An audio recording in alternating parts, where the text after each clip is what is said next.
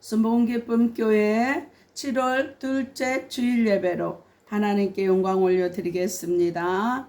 좋으신 하나님, 거룩하고 복된 주일 예배로 영광 올려드리게 하심을 참으로 감사를 드립니다. 오늘도 본문 말씀을 기름 부어주시고 활짝 열어주시니 감사를 드립니다. 말씀대로 행함과 순종으로 본이 되어서 영혼 구원과 하나님 나라를 확장시키게 하심을 감사합니다. 이 시간도 바람같이 불같이 생수같이 임하시고 운행하시는 성령님을 의지하고 찬양합니다. 전파를 통해서 방해한 악한 세력 예수의 피로 소멸하여 주시니 감사합니다. 오직 하나님을 감동시키는 설교를 하게 하심을 감사드리며 나사렛 예수 그리스도의 이름으로 기도드리옵나이다. 은혜 받으실 하나님의 말씀은 베드로전서 3장 1절로 7절 말씀을 봉독해 드리겠습니다. 베드로전서 3장 1절로 7절 말씀입니다.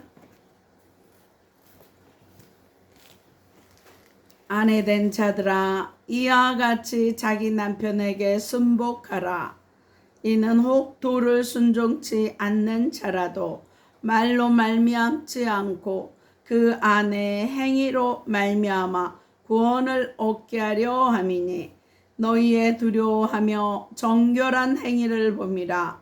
너희 단장은 머리를 꾸미고 금을 차고 아름다운 옷을 입는 애모로 하지 말고 오직 마음에 숨은 사랑을 온유하고 안정한 심령에 썩지 아니할 것으로 하라. 이는 하나님 앞에 값진 것이니라. 전에 하나님께 소망을 두었던 거룩한 부녀들도 이와 같이 자기 남편에게 순복함으로 자기를 단장하였느니라. 사라가 아브라함을 주라 칭하여 복종한 것 같이 너희가 선을 행하고 아무 두려운 일에도 놀라지 아니하므로 그의 딸이 되었느니라. 남편 된 자들아, 이와 같이 지식을 따라 너희 아내와 동거하고 저는 더 연약한 그릇이요 또 생명의 은혜를 유업으로 함께 받은 자로 알아 귀히 여기라. 이는 너희 기도가 막히지 아니하게 하려 함이라. 아멘. 이 시간 선포 기도하겠습니다. 민수기 14장 28절에 내 귀에 들린 대로 행하신다 말씀하셨습니다. 믿음대로 선포하는 대로 이루어 주실 줄 믿습니다. 하늘문이 열렸습니다. 회개의 문이 열렸습니다. 구원의 문이 열렸습니다. 말씀의 문이 열렸습니다. 기도의 문이 열렸습니다. 찬송의 문이 열렸습니다. 전도의 문이 열렸습니다. 선교의 문이 열렸습니다. 감사의 문이 열렸습니다. 사랑의 문이 열렸습니다. 기쁨의 문이 열렸습니다. 소망의 문이 열렸습니다. 내 영안이 열렸습니다. 내 귀가 열렸습니다. 내 마음의 문이 활짝 열렸습니다. 묶였던 거 풀렸습니다. 치유받았습니다. 회복되었습니다. 응답받았습니다. 기적이 일어났습니다. 성령 충만 받았습니다.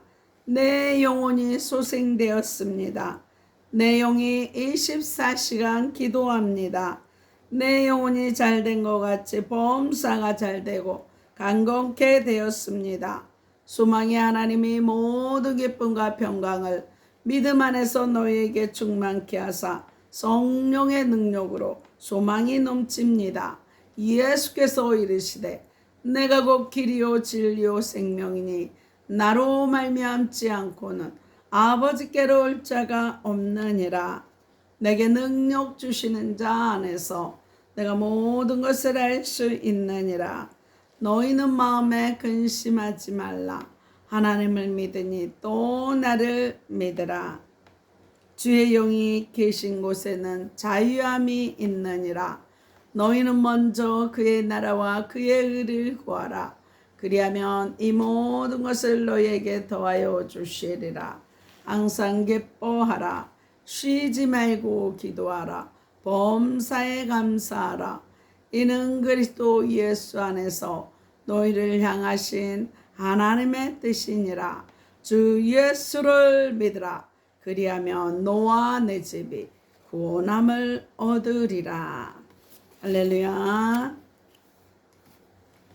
오늘 저와 여러분에게 주시는 하나님의 말씀은 베드로전서 3장 1절로 7절 말씀으로 고난 속에서의 가정생활, 고난 속에서의 가정생활, 이러한 제목으로 하나님의 말씀을 선포하겠습니다.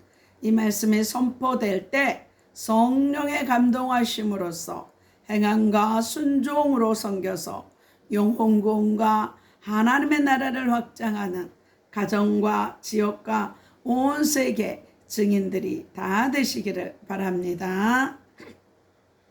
베드로 전후서는 최고의 고난과 박해 중에, 네로의 최고의 박해 중에 용기와 소망을 위해서 쓴 서신입니다. 베드로전서 1장과 2장의 흐름을 잘 파악해 보면 오늘 본문의 남편은 복음을 전할 자들, 구원 대상자를 말씀합니다. 또한 아내는 먼저 믿는 자, 복음을 전해야 할 자, 전도자를 말씀합니다. 그래서 목숨 걸고 예수 믿는 삶은 철저하게 거룩한 삶으로, 행위로, 삶이 모본이 돼야 된다는 것입니다. 그래서 오늘 본문에서는 고난 속에서 그리스도인들이 가정생활을 어떻게 해야 할지를 잘 말씀하고 있습니다. 저와 여러분도 예수 그리스도를 구주로 모시고 구원받은 것을 놀라운 복입니다. 감사하시기 바랍니다. 그러나 구원받았다는 사실로 저절로 행복한 가정이 된다고는 말씀하지 않습니다. 보증하고 있지 않습니다. 다시 말해서 하나님을 믿는다고 아무 노력 없이 복된 가정생활이 주어지는 것이 아님을 반드시 깨달아야 합니다. 저와 여러분은 성도이면서도 불행하게 깨어지는 가정을 많이 보고 있습니다. 더욱이 불신자 남편과 사는 믿는 아내의 고통은 참으로 어렵습니다. 본문은 특히 이러한 문제를 다루고 있습니다. 베드로가 성령의 감동을 받아 베드로전서를 기록할 당시는 여성의 지위가 말이 아닌 시대였습니다. 그 성경시대에는 여성을 수에도 들어가지 않았어요. 심지어 로마에서는 아내는 빌려줄 수 있어도 돈은 빌려주지 못한다라는 말처럼 그만큼 여성의 지위가 낮았던 시대입니다. 그래서 오늘 본문의 1절에서 6절에서는 고난받는 아내들에게, 특별히 불신자 남편과 더불어 사는 아내들에게 주신 말씀입니다. 본문에서 순종하라고 강조하고 있습니다. 불신자 남편으로부터 핍박을 받아 사람 대접을 받지 못하는 상황 속에서도 순종하라고 강조하고 있습니다. 만약 성경 말씀을 모르는 사람들은 저항하라고, 대적하라고 했을 것입니다. 성경은 지금부터 마지막까지 순종을 강조하는 하나님의 말씀입니다. 사실 순종은 아름다운 것입니다. 베드로가 순종하라는 이유는 2장 마지막에 예수 그리스도는 고난 중에서도 순종했다고 말씀합니다. 저와 여러분은 롤 모델이신 예수님을 따라가야 됩니다. 예수님이 고난 중에서도 순종했기 때문에 저와 여러분도 고난 중에서도 순종하라고 말씀합니다. 3장 1절에 아내들이여, 이와 같이 다시 말하면 예수 그리스도께서 많은 고난을 받으면서 성부 하나님의 뜻에 복종한 것처럼 예수님 철저하게 하나님의 뜻에 순종했어요. 말 한마디도 자유한 것이 없습니다. 오직 아버지의 뜻대로 완전 순종했습니다. 복종했습니다. 이와 같이 아내들도 남편에게 순복하라고 말씀합니다. 여기 순복이란 본래 지휘 아래, 위치 아래 자신을 둔다는 말입니다. 다시 말하면 순복은 질서를 지키기 위해서 하는 순종이라는 뜻입니다. 하나님은요, 질서의 하나님은 질서를 얼마나 소중히 여기신지 모릅니다. 질서에 도전했다. 죽음입니다. 이스라엘 백성들이 출애굽할 때 모세의 그 영권에 도전한 고라자손 산채로 생매장돼 버렸잖아요. 이렇게 하나님은 질서의 하나님입니다. 여성이 남성보다 올등하기 때문에 남편에게 순종하라는 말씀이 아니라 남성과 여성의 심리를 아시는 하나님께서 가정 행복을 위해 순복하라는 말씀이 아닙니다. 왜 아내가 남편에게 순종해야 할지 4가지로 생명의 말씀을 주십니다. 첫째로 1절 말씀에 주님의 명령이기 때문에 순종하라고 말씀합니다. 첫째, 주님의 명령입니다. 1절 말씀을 다 같이 읽겠습니다. 아내된 자들아 이와 같이 자기 남편에게 순복하라. 이는 혹 도를 순종치 않는 자라도 말로 말미암지 않고 그 안에 행위로 말미암아 구원을 얻게 하려 함이라 말씀합니다. 안에 떠드는 말, 잔소리 말로 구원받는 것이 아니라 안에 하나님을 경외하며 순종하는 그 행위로 말미암아 구원을 받는다고 말씀합니다. 남편의 명령이 아니라 주님의 명령입니다. 주님께서 나에게 순종하라는 명령을 주셨기에 나는 순종해야 합니다.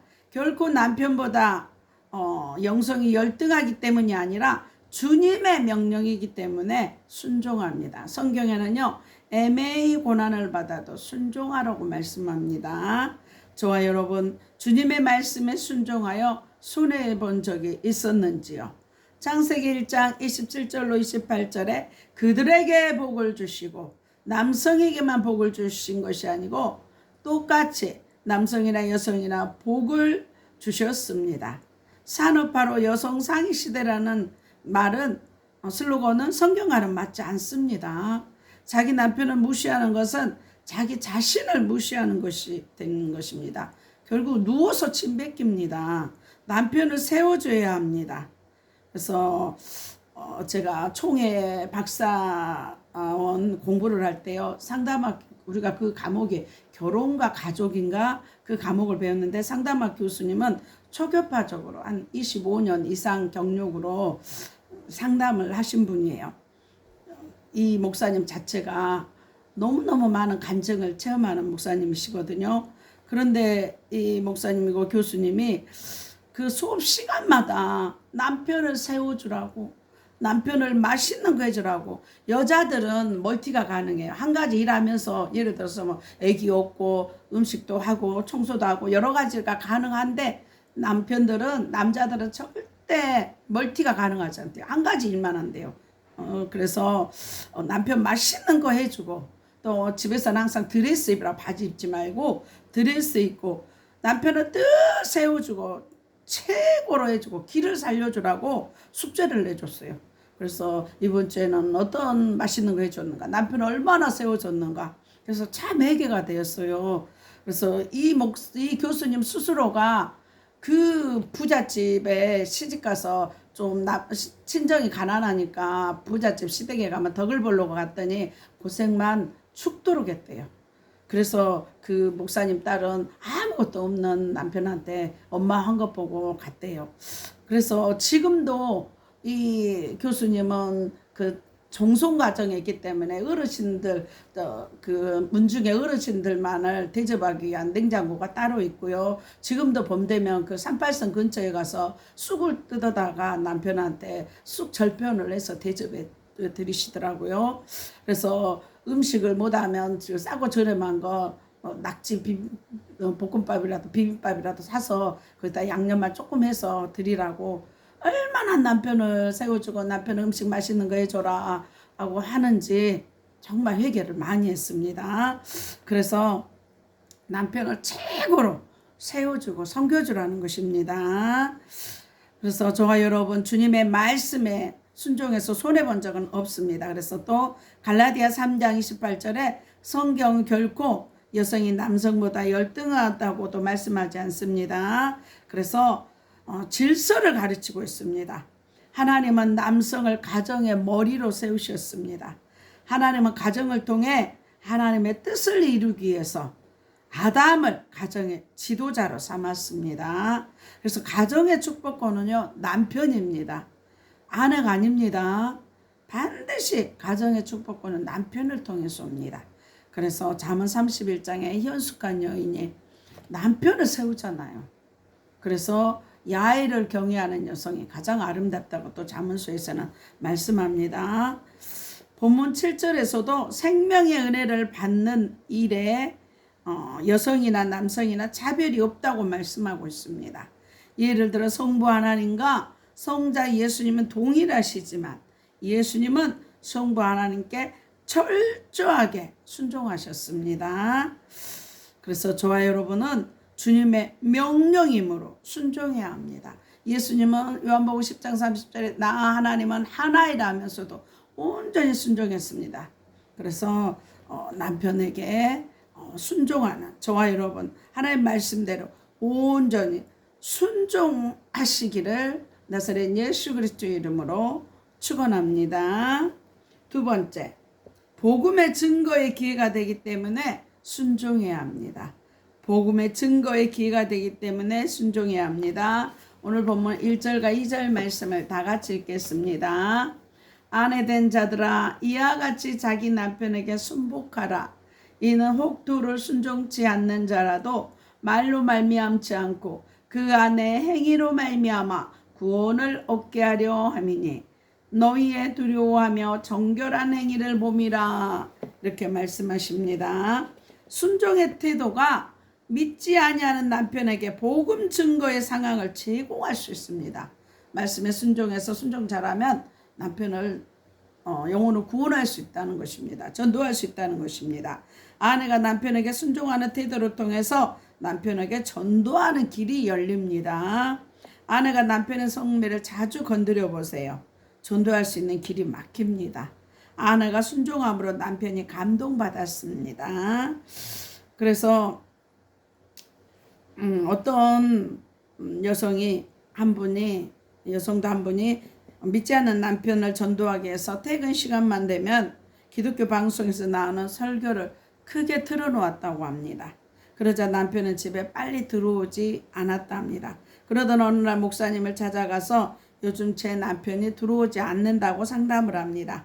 그러자 목사님 대답이 당연한 일입니다. 그것은 매우 현명한 것 같지만 지혜롭지 못하는 행동이라고 말씀합니다.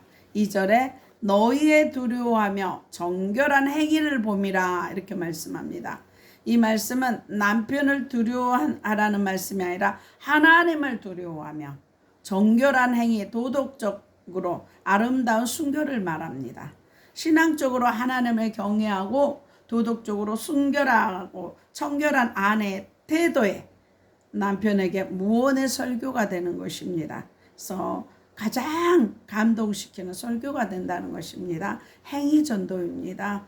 말씀대로 살아내는 영성입니다. 그래서 성경은 1절과 2절에서 아내된 자들아 이와 같이 자기 남편에게 순복하라.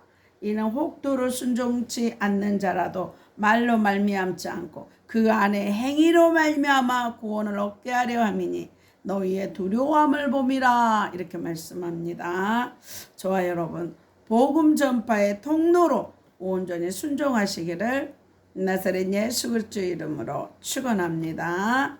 세 번째로 아름다운 마음으로 단장하라 하십니다. 4절 말씀에 아름다운 마음으로 단장하라 하십니다. 4절 말씀을 다 같이 읽겠습니다. 오직 마음에 숨은 사랑을 온유하고 안정한 심령에 속지 아니할 곳으로 하라. 이는 하나님 앞에 값진 곳이니라 이렇게 말씀합니다. 모든 그리스도인인 아내들은 반드시 기억해야 할 두 가지 인격적인 덕목이 있어야 합니다. 첫째는 온유함입니다. 온유란 온유한 마음이란 예를 들어 펄펄 뛰는 야생마를 잡아서 힘들게 길을 들였더니 고분고분하게 순종을 잘한다는 뜻입니다. 이것이 바로 온유라고 합니다. 그러므로 남편이 예수 믿지 않는다고 해서 성내거나 기분이 나빠 있어서는 안 됩니다.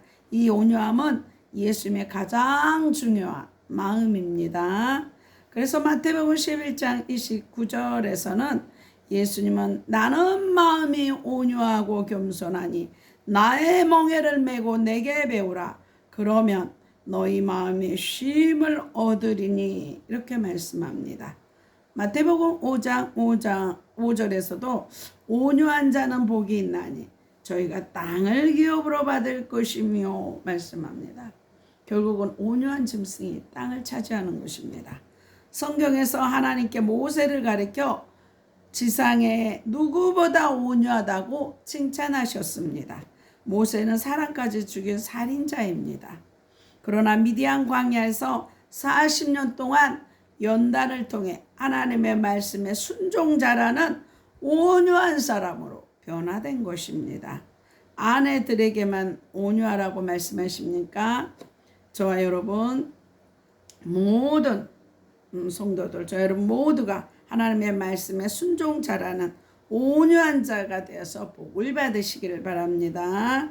온유한 자가 되기 위해서는 성령님이 저와 여러분의 마음을 지배하여 마음속에 있는 악하고 더러운 죄성이 없어지고 성품이 겸손해지고 온유해져야 합니다. 성령의 지배받는 인격이 되어야 되는 것입니다.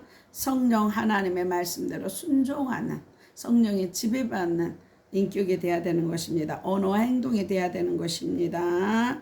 성령님께서 저와 여러분을 지배하여 저와 여러분의 마음속에 있는 더럽고 악한 것들이 없어져야 됩니다.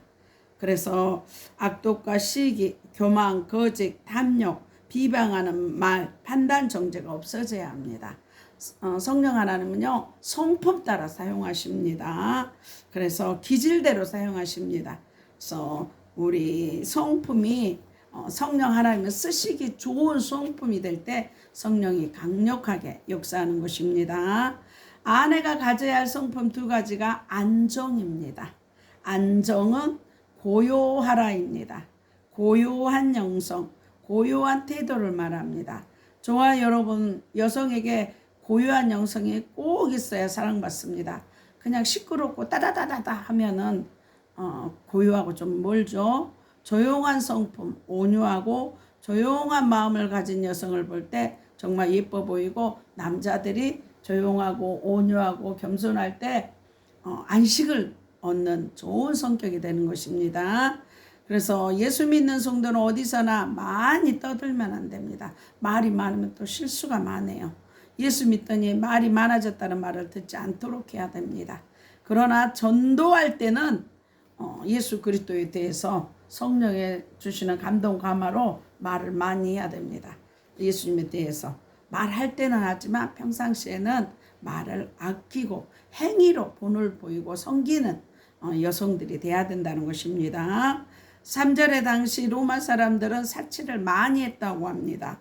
사실 요즘도 많은 사람들이 사치를 너무 심하게 하는 것을 봅니다. 사치하는 것은 내면의 것을 감추기 위해서 더 많은 곳으로 막 이렇게 염색도 하고 많은 것들로 장식하는 것을 볼 수 있습니다.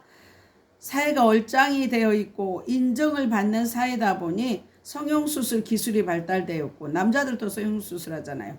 미용 기술이 발달되어 있지만 4절의 말씀처럼 겉으로 아무리 화려하게 단장해도 그것은 다 썩어져 없어져 갈 아름다움입니다.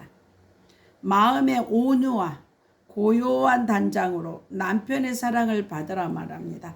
내면에서부터 주님의 은혜와 구원과 평강에서부터 나오는 평화는요.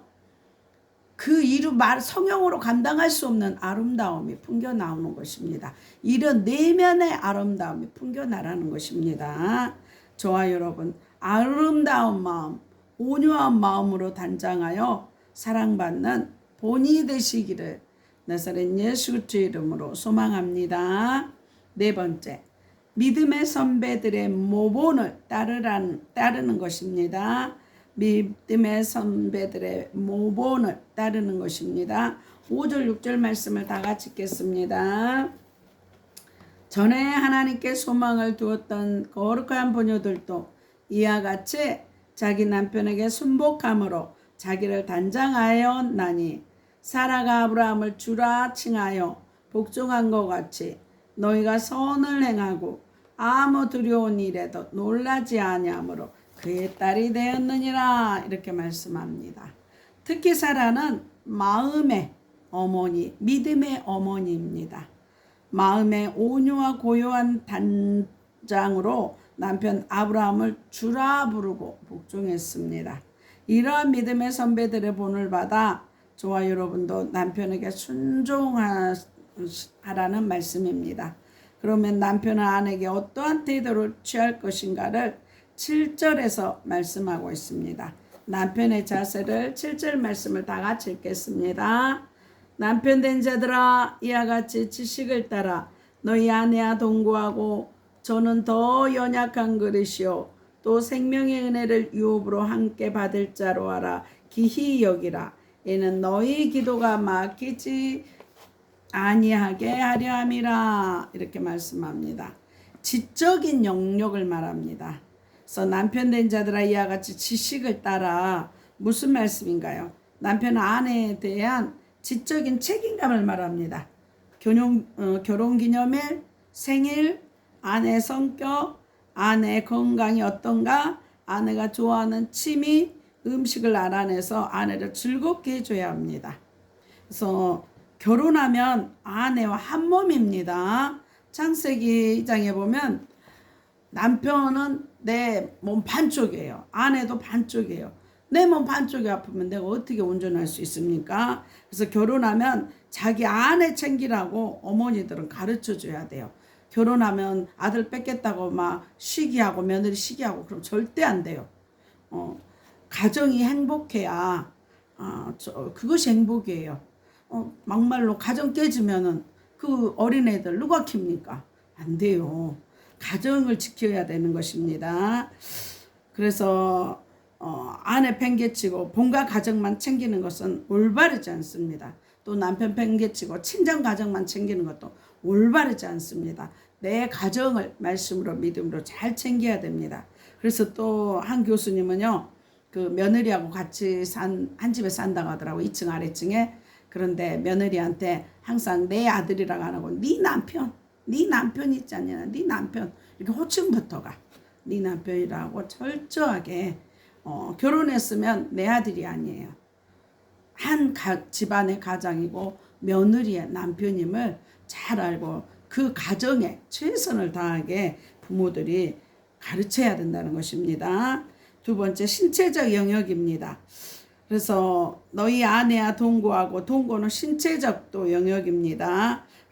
또 건강, 동거하라, 시간을 낸다. 아내를 위해 시간을 낸다. 삶을 나누는 삶을 살라는 의미입니다. 아내는 연약한 그릇이고 또 뭐 쉽게 마음이 상하기 때문에 결혼 기념부터 다 챙겨주고 생일도 챙겨주고 아내가 어떤 음식을 좋아하는가, 어떤 옷을 좋아하는가도 그렇게 아내의 기분을 잘 맞추고 남편들을 섬겨야 되는 것입니다.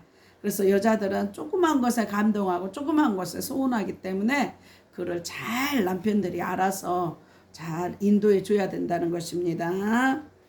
그래서 또 정서적인 영역에서 저는 더 연약한 그릇이에요. 연약한 그릇은 깨지기 쉽습니다. 그래서 아내는 육체도 연약하지만 마음도 잘 상합니다. 아내는 깨어지기 쉬운 그릇입니다. 그래서 조심스럽게 다루어야 하는 것입니다. 아내를 무시해서는 특별히 아내를 무시하는 말, 행동은 안 해야 됩니다. 아내를 무시하면은요, 나에게 아무런 유익이 없습니다. 아내를 세워주고 남편을 세워주는 가정이 돼야 됩니다. 네 번째, 영적인 영역입니다. 이는 너희 기도가 막히지 아니하게 하려 함이라.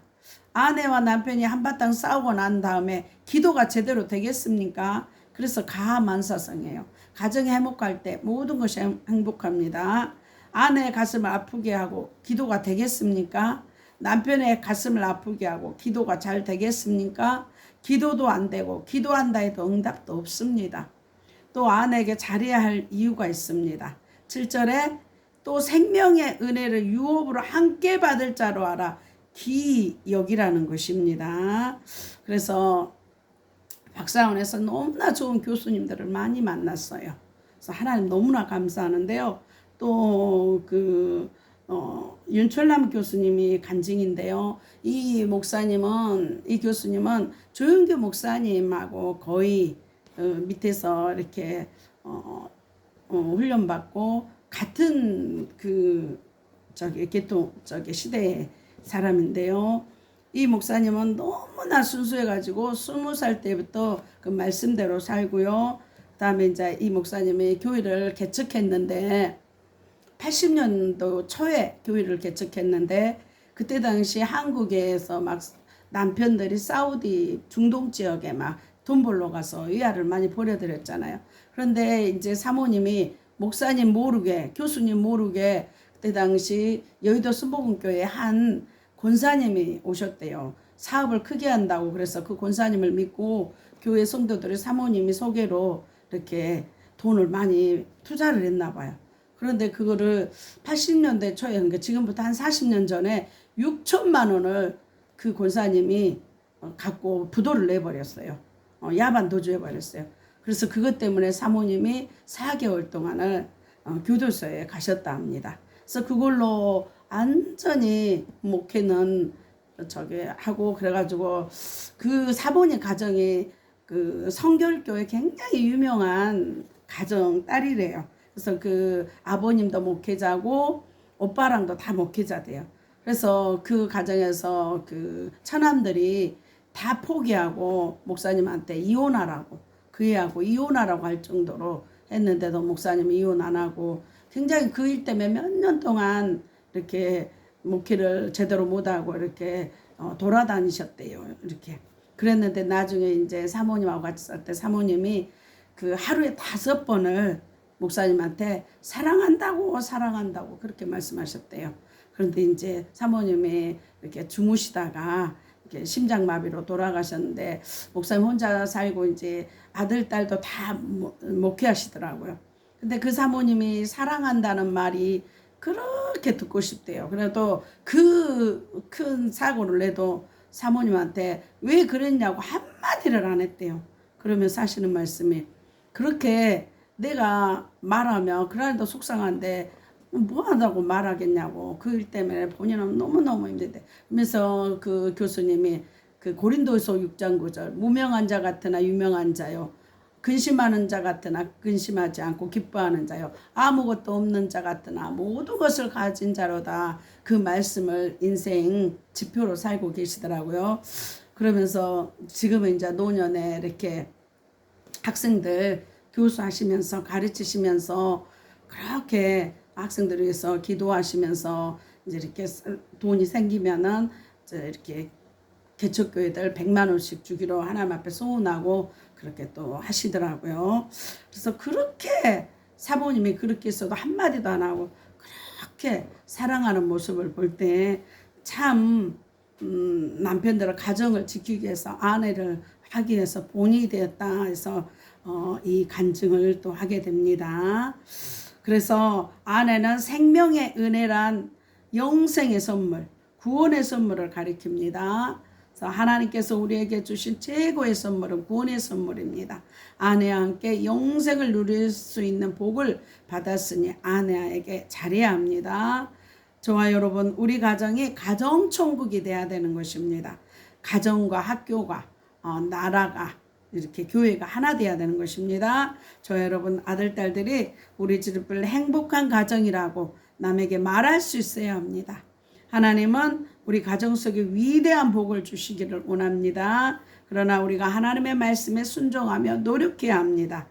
행복한 가정을 가꾸기 위해서 신뢰대로 거두는 법칙이 있기 때문입니다. 그래서 저와 여러분, 우리 주님의 이 땅에서 행복한 삶, 저 하늘나라에서도 행복한 영생을 주시려고 십자가에서 살이 찢기시고 피 흘려 비싼 대가를 지불했다는 사실을 결코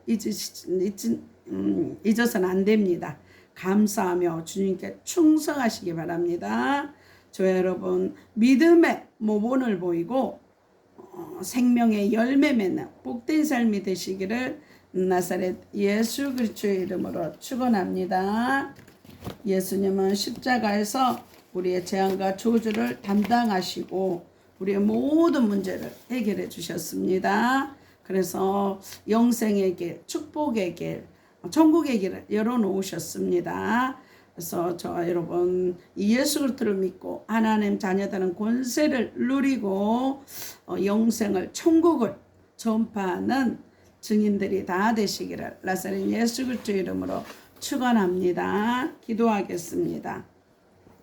좋으신 하나님, 말씀대로 행함과 순종으로 본이 되어서 영혼군과 하나님 나라를 확장시키게 하심을 감사드리며 나사렛 예수 그리스도의 이름으로 기도드리옵나이다.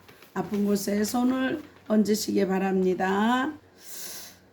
그가 징계를 받음으로 우리가 평화를 누리고 그가 채찍에 맞음으로 우리가 나음을 입었도다는 말씀 붙잡고 기도합니다. 의식 무의식 잠재의식 속에 있는 악한 영을 예수의 피로 소멸케 하시니 감사합니다. 살 속에 피 속에 뼈 속에 있는 악한 세력들을 예수의 피로 소멸케 하시니 감사합니다. 내 영 안에 눈과 귀를 활짝 열어주시니 감사합니다. 죄가 있으면 떠오르게 하시고 상처가 있으면 생각나게 하셔서 십자가의 보혈로 깨끗게 하시니 감사합니다. 마음에 주님의 평강이 넘쳐서 그리스도 말씀으로 충만케 하시니 감사합니다. 눈동자처럼 모두 출입을 온전히 지키시니 감사합니다. 자녀들 믿음의 최고 배우자 주시니 감사합니다. 머리에서 발끝까지 온몸의 기관들을 정상으로 회복시키시니 감사합니다. 비만의 영이 예수의 피로 회복되게 하시니 감사합니다. 뇌세포가 정상화되어 지하 총명이 넘치게 하시니 감사합니다. 시력과 비염, 청력이 정상케 하시니 감사합니다. 지방간과 간경화가 정상케 하시니 감사합니다. 심장과 신장, 폐가 정상케 하시니 감사합니다. 고혈압, 당뇨, 고지혈증, 콜레스테롤이 정상케 하시니 감사합니다. 갑상선 결절에서 깨끗게 하시니 감사합니다. 이빨이 튼튼하고 방광과 전립선도 깨끗게 하시니 감사합니다. 이면과 불면증에서 자유케 하시니 감사합니다. 혈전이 정상화되어 예수의 피가 흐르게 하시니 감사합니다. 이 각종 암은 예수의 피로 소멸되게 하시고 정상세포가 회복되게 하시니 감사합니다. 아토피아, 무좀, 모든 피부병에서 깨끗게 하시니 감사합니다. 허리 무릎 통증 사라지고 자유케 하시니 감사합니다. 위와 장이 튼튼해지고 체기를 치유하시니 감사합니다. 치매의 저주 예수의 이름을 끊어주시니 감사합니다. 간절 마디마디마다 치료하시니 감사합니다. 부처마다 성령 충만하여 독수리 날개치는 새 힘을 더해 주셔서 주의 사명 감당케 하시니 감사합니다. 애물 기도입니다. 십자가로 가난과 저주를 담당하신 주님, 애물들은 손길 위에 복 내려 주시사 하늘 보좌가 열리는 애물, 하나님의 영광 나타나는 애물 되게 하심을 감사하며 모두 쓸 것을 넘치도록 채워주시니 감사합니다. 드려진 각종 예물 위에 주의 선하심과 인자하심이 넘쳐서 나누고 섬기는 교회와 가정과 자녀와 사업장 되게 하심을 감사드리며 나사렛 예수 그리스도의 이름으로 기도드리옵나이다. 하늘에 계신 우리 아버지여, 이름이 거룩히 여김을 받으시오며 나라의 마옵시며 뜻이 하늘에서 이룬 것 같이 땅에서도 이루어지이다. 오늘날 우리에게 일용할 양식을 주옵시고 우리가 우리에게 죄 지은 자를 사하여 준 것 같이 우리 죄를 사하여 주옵시고 우리를 시험에 들게 하지 마옵시고 다만 악에서 구하옵소서. 나라 권세와 영광이 아버지께 영원히 있사옵나이다.